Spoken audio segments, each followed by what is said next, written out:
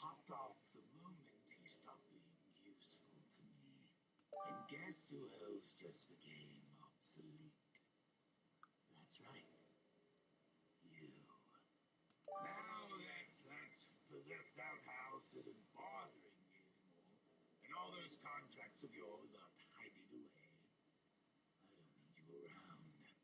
Besides, you didn't think I was gonna let you keep all these time pieces, did you? They fell in my forest, kid. They belong to me.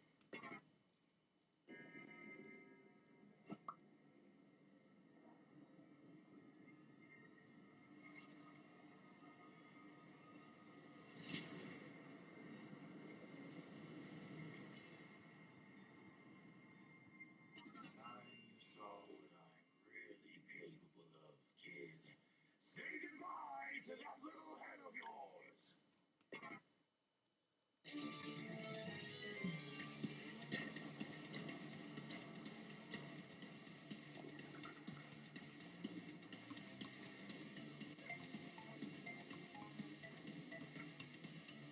You're probably waiting for me to turn blue, aren't you? Sorry, kiddo.